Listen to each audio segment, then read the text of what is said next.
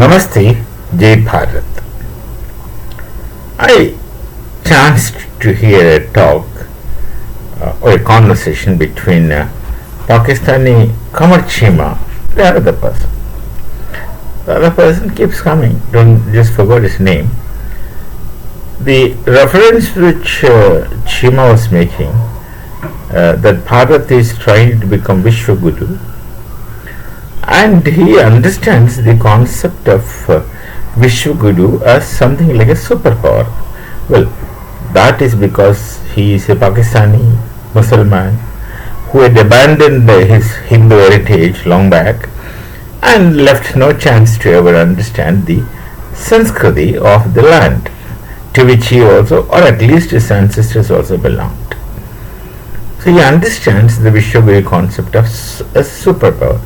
Then the narrative continues in a line that Bharat is trying to become superpower. Now, I would like to make a clarification to anyone for this matter who understands the Viswaguru concept as superpower. The Viswaguru concept is not a concept akin to superpower. Superpower is a very shallow concept, which is also a temporary concept, which depends on economic, on military strength, and things like that, and also domination that would extend itself to bullying.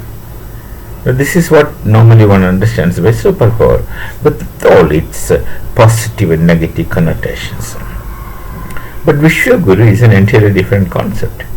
Guru, by term or by definition, is teacher or anyone who is imparting knowledge.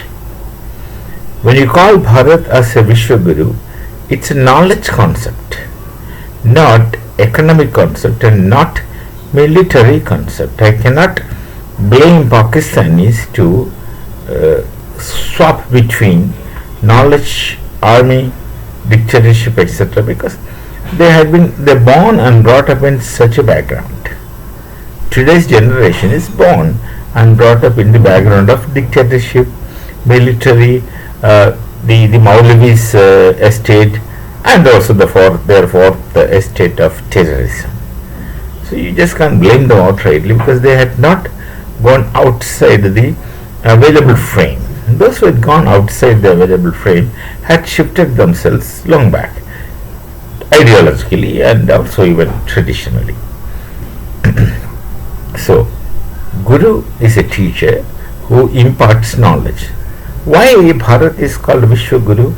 Because Bharat had been imparting knowledge to the world. Imparting knowledge to the world, and you just can't dispute it just like that. And if you go into understanding that, it's easy, it's very readily available to anybody who ventures to understand. See, there was a time that Bharat had about 9 lakhs, remember that, nearly 9 lakhs of universities. And we never called the universities as universities, that's a European term. They were called as Gurukulas. We had a different system of education. Even today people have similar system of education, that is residential. The university in which I was teaching is a fully residential university because it was created by the king. So he had followed those things, and it was a fully residential university where I was teaching, both for the teachers as well as students. And everything was provided by the university, including furniture. 10 paisa per piece, any furniture, small, big, whatever, nominal.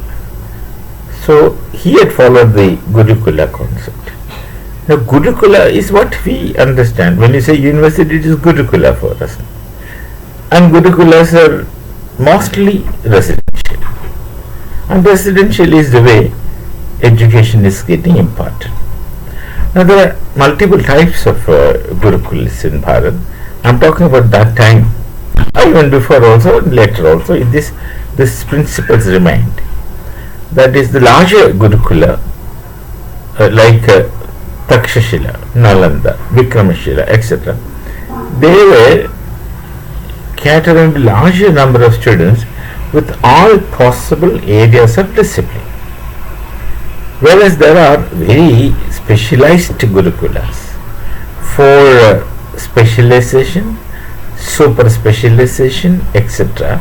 And these gurukulas were smaller in size. Their activities were much more focused. You understand the difference between specialization, super specialization, and a general kind of studies. So the larger gurukulas, which are mostly known, are of nature. They anything.